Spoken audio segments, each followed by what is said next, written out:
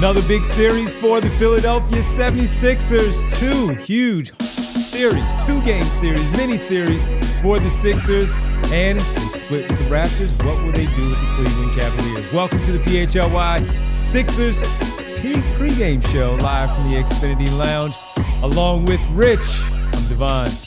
It's Bree, the president of basketball operations. All of you on a Wednesday as we get ready again for this 2-game mini-series, Sixers, Cavaliers, Wednesday, Friday in South Philadelphia. Sixers right now a game and a half up on the Cavs in the Eastern Conference standings, 38 games in. The Sixers lost the first matchup, so a big opportunity here to take care of business at home and set up something for that March, the final game in March between the two teams in the regular season. We are presented by Bet365. Whatever the moment, it's never ordinary at Bet365. As you all jump in, hit that like button. Hit that like button. Like and subscribe there. Look at that. The foam finger is right there with Rich. Hit that like button, everybody, as you come on and hang out with us. Spread the word. Let everybody know that we are here because your basketball team is pretty darn good. And everybody is available for tonight's game. We'll get to the picks a little bit later, talk about the starters as well, and we'll jump into the front court play because Cleveland has a pretty big front court. How will the Sixers match up with that? But as always, when we get back with Rich after a 3-game road trip, we got to get the pulse from Rich of the 2-1 trip that the Sixers had. Rich, what do you think? So, man, I think after the Friday game, the way you and Kyle described it was a professional win. I'll extend that to the 3-game road trip. That is a professional road trip. The Friday game, I thought that the big thing that stood out was something we had talked about against the Wizards, the previous game before they went on the trip. So they close it out in the fourth quarter, and Paul George was great. You know, he's making all those middies, tough ISO shots on a night where the Sixers didn't really shoot the ball that well. That's a huge win against Orlando. But the thing that stood out to me again, yeah, Paul George was the one who was making the shots, but if you looked at the whole lineup around him, keep playing VJ, Quentin Grimes, Paul George, and Kelly Oubre. That I'm going to call that the wow, we actually have a few wings lineup because they have been stifling so far. Yeah. Struggled a little bit the other night when the Sixers went into prevent offense, but 2 games in a row, that lineup shut the other team down completely and took the Sixers home. So that was the first one. Second game, tough one. I didn't see, I mostly just watched the second half of that one because I was at the link cleaning up that Eagles mess. I will say, perfect time for a tough loss. When another Philadelphia team has a more consequential tough loss. Absolutely. So for the Sixers to blow that game at the end was frustrating. In overtime. Yeah. Regulation and overtime. What are they, up 4 with about 18 seconds 18 left. seconds left, and the big play is the Oubre inbound to Edgecombe. Look, Sixers were shorthanded.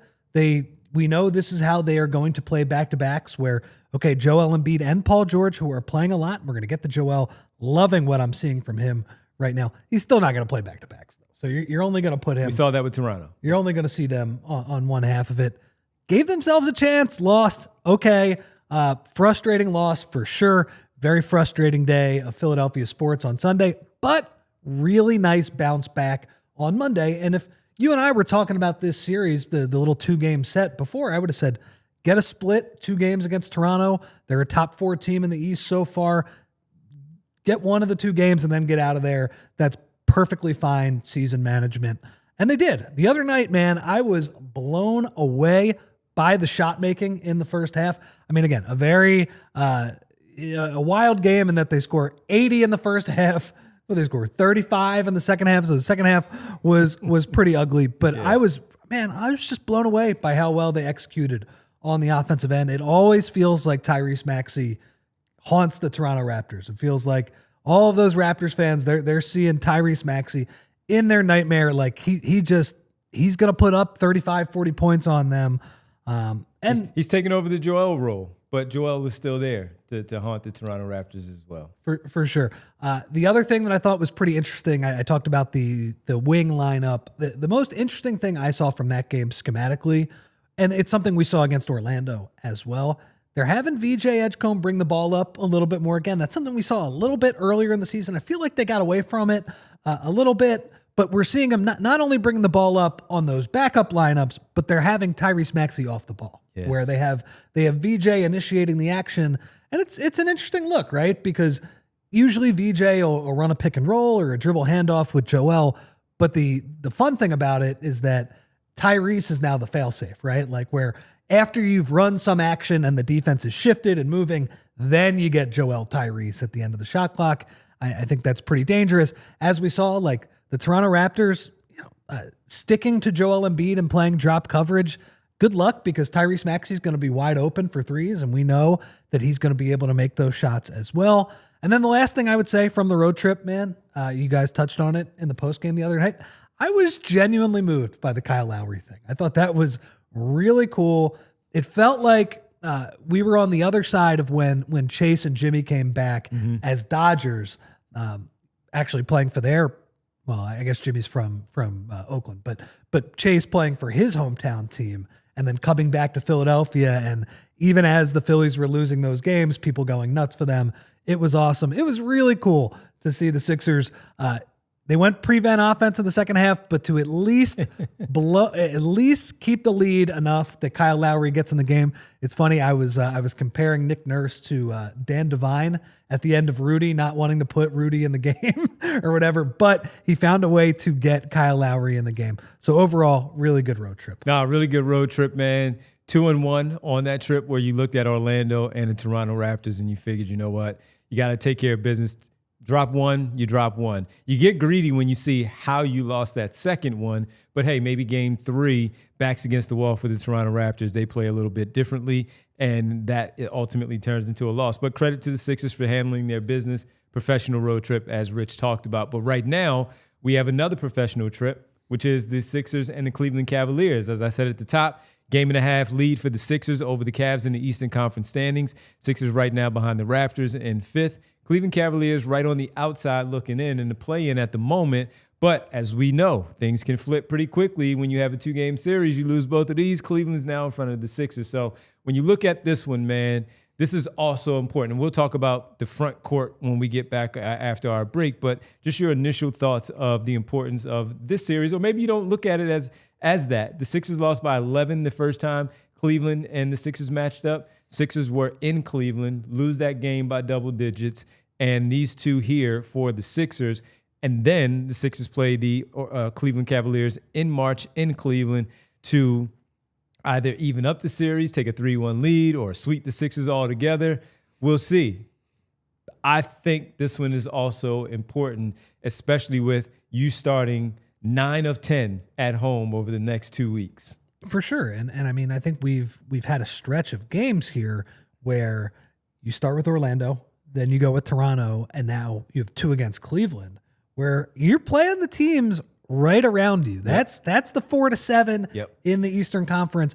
Cleveland has been a disappointment so far this year. I think most people thought, okay, we don't know what this team is going to be able to do in the playoffs. They have had some pretty rough playoff exits over the past few years, but I think most people projected them as, a mid-50s win team, right? That what they do works in the regular season. They have a lot of good players. Darius Garland has not been exactly the same guy. I think Mobley and Allen have sort of taken steps back. Donovan Mitchell, he's still the same guy. He's still really difficult to deal with. And so you have a case where when you look at sort of the point differential and the net ratings as well, these two teams have been pretty even on the year so far, which if you would have told me before the year, hey, Sixers are pretty much neck and neck when you look at all the advanced stats with Cleveland, I would have said, oh, that's pretty good. They're probably going to be a top seed in the Eastern Conference. Okay, the Sixers quite haven't gotten to that level, but the Cavs have taken a step back. And yeah, it's a measuring stick, couple of games for sure. Cleveland has been playing a little bit better over the past few games. It's still been a little bit up and down. But yeah, an important series also. And it's one of those weird things where the Sixers are playing these teams with these home and away series. It feels like we're in baseball a little bit where they're playing back-to-back. The other thing I would say about these series, man, it just feels like I've seen enough of these. Sixers lose that heartbreaker the other night in Toronto. I was like, they're going to win the second game. Like, it's just very hard to win those back-to-back type of series. And, of course, they come out and they hang 80 on them. Yeah. So we'll see. 45 in the first quarter. Shot 80% in the first crazy. quarter. It was unbelievable. It was nuts. All right, when we come back, we take a quick pause here. We come back. We'll get into the front court of the Cavs and the Sixers for this matchup. And I think Rich wants to talk a little bit more about Joel Embiid specifically. So we'll do that when we get back. X Factors and our pregame picks. It's the PHLY Sixers pregame huge mini-series against the Cleveland Cavaliers. We're previewing it now right here on the PHLY Sixers pregame show. And guys, what if you could have reliable and intelligent Wi-Fi? And what if you could keep it at the same price for 5 straight years?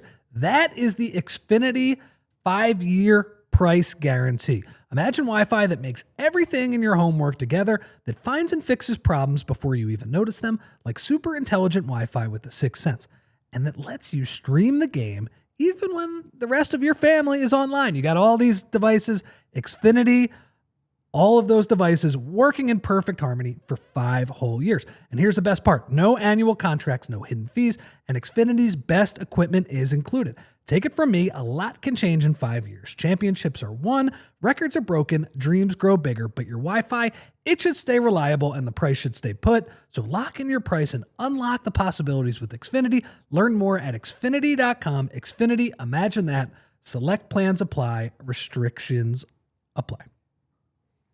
And we're hanging out with you tonight, of course, on this Wednesday, getting ready for this big series between the Sixers and the Cavaliers. And if you want to place a wager, the only place for you to go is Bet365. Whatever the moment's never ordinary at Bet365. You also get a 30% profit boost on any NBA game tonight when you place a ticket. Same game parlay of 3 legs or more. And Bet365, if you want to know a little bit about them, 90 million users worldwide.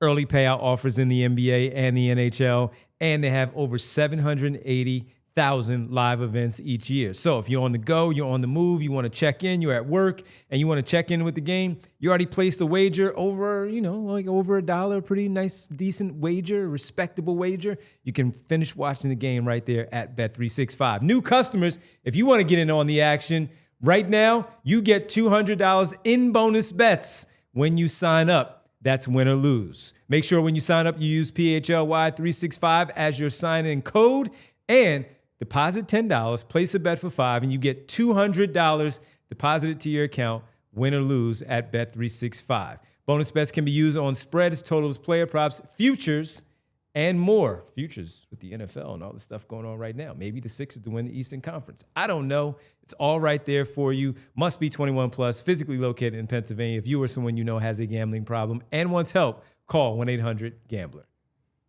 Back here on the PHLY Sixers pregame show. Hit that like button, everybody. We appreciate your support as always. And as we start things off, we want to tell you to read allphly.com after the game for Kyle's instant observations. And maybe you want to check allphly.com to check out Derek's new article at allphly.com talking about, he teased this a little bit yesterday with the graphic that Bree showed on the show about Joel Embiid. Is he back? The usage with Tyrese Maxey, the importance of the on-off with Joel Embiid on the floor. Rich, when we were talking about this weeks ago, we were like, I don't know. Is he back? I have no idea. He might be back. He's certainly back compared to where he was. Yes, this is easily the best he has looked since the whole Kuminga injury. Yams in the chat saying that he's a man of honor and he was wrong about Embiid. What up, Yams? That he's not cooked. Shout out to Yams. That said, he needs to play his way in April. I agree with all that. Okay, Devon, tonight, this will be Joel Embiid's 21st game of the season. So he's played 20 so far. That is one more than last year. He only played 19 of those. And Bree, we do have a graphic where I just think the last 11 games have been a lot better. Like the first 11 were rough, as you see. Bree put up the graphic for us here. Thank you, Bree. 25.1 minutes per game. Now he's up to 33 minutes per game. That is a huge deal. Obviously, the points go up. The big thing that I'm seeing is the field goal percentage, particularly the 2-point percentage, was shooting 41% during that first 9. now is shooting 51 over the last 11. Certainly needs to get that 3-point percentage up or whatever. And then the other biggie, Devon, we talked about this the first month of the year. That net rating was a drag. They were not winning his minutes. They were playing better with Andre Drummond on the court over him. The last 11 games, plus 10.3 net rating. They are winning Joel's minutes consistently. That is the tops among all of their regulars. It's nice to be home, man. It's nice to see Joel Embiid. Yeah, okay. Is he the MVP level player? No, I don't think he's quite at that level, but that's because being at that level that he was in 22, 23, and 23, 24, it's hard to get to. It's hard to get to. But he has regained a good bit of that form. And Derek, in that article for our diehards, he had a couple of cool stats. A plus 11.5 net rating for him and Maxey in that plus 11.5 net rating for him and Maxey since December 12th. That is in those last 11 games. And the other thing he pointed out, which we saw in the game against Toronto the other night, these guys make their threes when he's available. Bree has the graphic. This is from Derek in his article. Make sure you become a diehard. And if you are a diehard, read this at allphly.com. Look at this. Tyrese Maxey has always been a better shooter with Joel Embiid, but he's shooting 10 percentage points better from beyond the arc with him. That's good screening, and that's attention and gravity. VJ Edgecombe as well. Quentin Grimes, Jared McCain. I mean, Kelly Oubre is way better with Joel Embiid on the court. So that has been really cool to see. It's been cool to see Joel playing pretty consistent minutes and only missing those back-to-backs. It's been a really fun stretch, Devon, and we didn't know if we were ever going to get this again. Again, I'm not saying he's back in terms of like an MVP level player, but the fact that that guy that we saw in the first couple weeks of the season, who was looking really slow and was not punishing any mismatch whatsoever, is dribbling the ball up the court. Like one of the big things that you see Joel's feeling good, he's grabbing and going, and he's getting ball screens from Tyrese Maxey. He's just doing a lot of the old Joel things. It's been a lot of fun to watch, and it's a big reason why the Sixers have sort of stabilized. And yeah, they're a little bit up and down, a little bit over 500, but Joel has been pretty consistent, and you know that you're going to get a certain level of play from him every night, which is awesome to see. It's been fun to see, and he doesn't have to be the MVP because we've talked about this not just last year, but the year before when he was the MVP. And coming back from that award, we were saying, all right, can he dip down about 27, 28 now instead of 33, 35 and still be effective, still smart with his defense and all that? And, Rich, that's exactly what he's doing. He may not have the athleticism, as we talked about pre-show, and he may not have that same athleticism to affect things on the defensive end.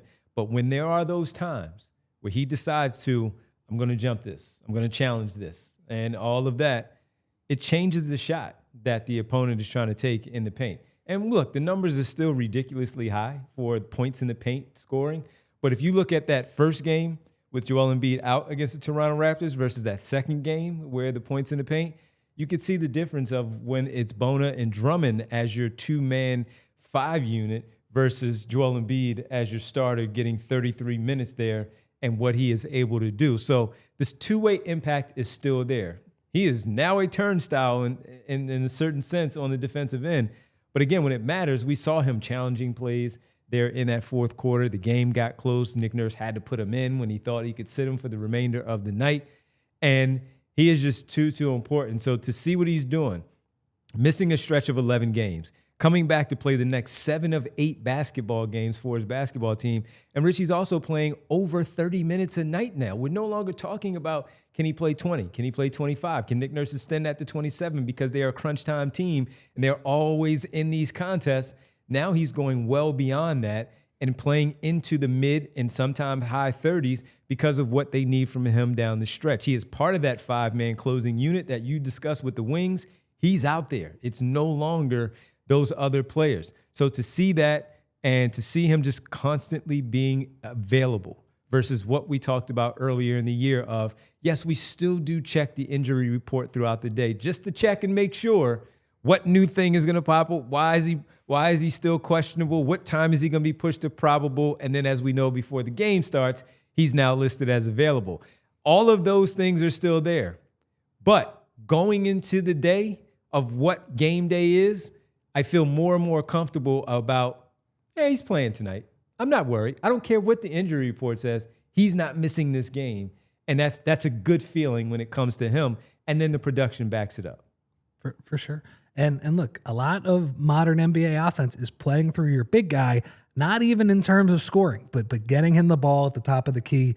Like we see, they run action where he is the screener or the hub of the offense. Like they run it with Paul George, where they run him off Iverson cuts. We see a lot of stuff with VJ as well. They're starting to develop some chemistry there as well. And I think, Bree, we have the play from the other night. I mean, this was, I jumped out of my chair when I saw Joel Embiid take this pass from VJ Edgecombe on the short roll and throw it down. I mean, that was phenomenal, man. And that's like, that he's feeling good at that point. And that's two things. That's the growth of VJ Edgecombe as a ball handler and a passer in that short roll. And then it's the Joel Embiid part of something that we didn't expect to see 2 months ago of him jumping off the floor the way that he is on this particular play. And again, Rich, he left no doubt. There was no question of, he was in the air. He was he screwed himself up. He was deciding if he wants to lay it up or if he wants to dunk it. He knew exactly what he was doing when he was going down, when he was motoring down the middle of that paint off that catch. There was no question he was dunking that one. And you could see it developing right there in the moment. We're just a couple of weeks removed from his first quote unquote dunk of the year when he sort of just laid the ball in and grabbed the rim. Okay, that's technically a dunk. That's only a couple of weeks ago. And now he's dunking in traffic on people and is pretty confident jumping off 2 feet. And as you talked about, we've seen him start to contest more shots on defense. Not all the time, but certainly more than we have seen. So that's been a lot of fun, and it's been a thrill, honestly, to see him back at that level. And as Derek pointed out in that article, heading into this year, you kind of looked at these 3 big swing variables, and it's Tyrese Maxey. Okay, how good can he get? Can he get to a first-team All-NBA level and MVP level? All right, that's turned out pretty good. I think the answer so far is definitively a yes on that one. Yeah. VJ Edgecombe, like how good is he right away? Like, is he a raw rookie that's showing some potential, or can he actually impact winning right away? That one has also gone pretty well. And I think we saw that those 2 things were going to be yeses earlier in the season. The one we didn't know about is, okay, what are you getting from Joel Embiid? Like, is this just a guy who's walking up and down the court and maybe a guy who can make some threes every once in a while? He really has not made his threes. I thought that was going to be a much bigger part of his game so far this year. Is this a guy that just has to win with his brain and help out in those ways? Over the past couple weeks, man, I think that has trended in a very, very positive direction.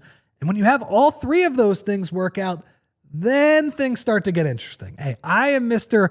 Hey, let's pump the brakes. Let's not go too crazy about what this team can do. But the way those 3 variables are trending with all of those things going arrow up, it's a good spot to be in. Sixers have a lot of work to do in terms of gelling and playing consistent basketball on both sides of the court. But to have those 3 things in place and those 3 players trending in a positive direction, it's a huge deal, man. It's a huge deal, and it makes you want to dream for sure. No, it really does. All right, talking about Joel Embiid in the front court. Now, this is a big front court opposite him tonight with the Cleveland Cavaliers, Jared Allen, Evan Mobley, the all-star, defensive player of the year a year ago, what they've been able to do as that 2-man unit. Now, look, we've discussed where they have struggled this year and the pairing of Garland and Mitchell in the backcourt, Mobley and Allen in the front court. They're a regular season team. Things don't work out the same in the postseason. They're still a big front court, though. So between he and Dominic Barlow tonight, let's include the other guys, whether it's Drummond or Bona getting some minutes against this group. How do you see this front court, and what do you want to see them? How do you want to see them playing against them? Because we know it can get pretty scary when it comes to the boards against the Sixers, offensively and defensively. Yeah, I mean, I think they're going to have to be physical against those 2 guys. That's what Jared Allen struggles with for the most part. I always think back to Jared Allen when the Cavs were on their rise. Like, he would get those defensive 3-second violations and he would cheer. That was like their big thing because they were protecting the paint. So I think you do need to be physical against both of those guys. I imagine that Barlow would see Mobley and Embiid will see Allen. As I remember, like, Joel likes to help off Jared Allen. Like, he'll leave him pretty wide open on the baseline to try and muck up some other actions. So the two guys who I think are the most important matchups tonight are you're going to have Dominic Barlow against Evan Mobley. And then the biggest matchup is there's no doubt in my mind that you're going to get a lot of VJ Edgecombe on Donovan Mitchell. And we've seen VJ against some of the best guard size players in the NBA. The big one that I'm thinking of is Jalen Brunson, where I think Jalen Brunson has been a thorn in the Sixers side for the past 3 or 4 years. And VJ Edgecombe did the best job out of any Sixers defender I have seen against him in, it's only a couple games and he's going to have to do it more. But a sort of smaller player, you have Donovan Mitchell, who's VJ Edgecombe probably has a couple of inches on, honestly. And it's a very tough guard for him. I'm super excited to see that one. And then I imagine we'll see Kelly Oubre against Donovan Mitchell as well, coming off the bench. Yep, absolutely. So that's going to be a good matchup. And also, how do you slow down Donovan Mitchell? VJ will get a lot of that one, and so will Kelly Oubre. As you said, he's Donovan Mitchell. He's capable of dropping 20 in the first half and not looking back. But how do you try to slow him down? Do you want to see any double teams? Do you give him the responsibility like you did against Jalen Brunson? Of a lot of people don't realize it. He's bulky, Donovan Mitchell, but he's not that tall. So he's not very, very tall. So if VJ Edgecombe can stay in front of Jalen Brunson that way, can he do so the same here? I think you start by playing him one-on-one and tasking VJ with, all right, do your best and trying to chase him around. Now, he's a different player than Jalen Brunson. Jalen Brunson likes to operate in the mid-range with his back to the basket a lot more. That's something he did all the way back to his Villanova days as well. Donovan Mitchell is more a high pick-and-roll guy. Set me a ball screen 30 feet from the hoop, and it's going to be really tough to guard because I can pull up, I can get all the way to the rim. Man, that dunk, I was watching that game. I know you were watching this game on Christmas Day against the Knicks. The dunk that Donovan Mitchell had at the end of that game in a losing effort, but to try and drag the Cavs back. Oh, man, he is a super athletic guy and a driver, but he's also a good passer as well, man. If you double him, if you shade over too far, he will make the correct pass, skip the ball to the opposite corner. So he is a very difficult guard.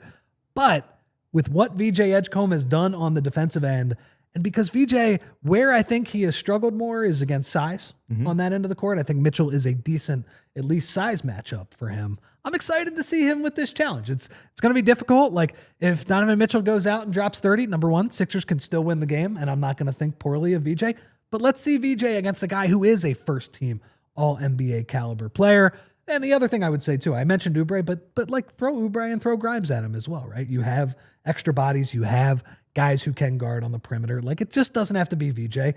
When he checks out of the game, put those guys in and tell Kelly to like go crazy for 10 minutes, right? And Kelly doesn't need to be asked that, right? He'll just do that and play with a bunch of energy as well. Yeah. So nice measuring stick game coming up here, and we have some picks for you as we get things going here. The Bet365 pregame picks presented by Bet365. Whatever the moment's never ordinary. At Bet365. I don't remember if we hit on the last one. I don't even know. Let's just say you did. We did. All right, cool. Let's do that one. Let's see where we are today as we get ready for Breeze Bets. Paul George, 3 plus 3s at plus 102. I like it. Come back home feeling comfortable. Plus 102. Like that one for Bree. And I went with a plus 130. The 2 All-Stars in the backcourt. It could be 2 All-Star starters in the backcourt. Could be. Both to hit 25 plus points. Oh man, I don't. Again, I got plus money out of it. I don't know how the odds were. Exactly. Like that's why I took it. I was like, Bet365 really? is a little afraid of VJ. Oh, a little bit. So hey, with that, make sure if you want to combine those 3 together, mine with Breeze, or maybe you want to add something to it, you can add a 30% profit boost as well at Bet365 on any NBA game tonight. Whatever the moment's never ordinary at Bet365. Use code PHLY365 when you do sign up. Good call, Bree. I like that one on the Paul George 3 threes. If he hits 3 threes, I think the Sixers will be sitting pretty tonight. I think so. All right, that'll do it for us. 10 minutes after the game goes final, we'll be back with you right here for the post-game show. So get ready. Big series Wednesday, Friday. Both games against the Cavaliers at home. We'll be here with you for pre and post tonight after the game. Win, lose, how you guys feeling? Let us know in the chat, and we'll talk to you after the game. as we break it all down. For Rich, Bree, Kyle, Derek at the arena, I'm Devon. We'll see you after the game. Enjoy. We all silly like the mayor.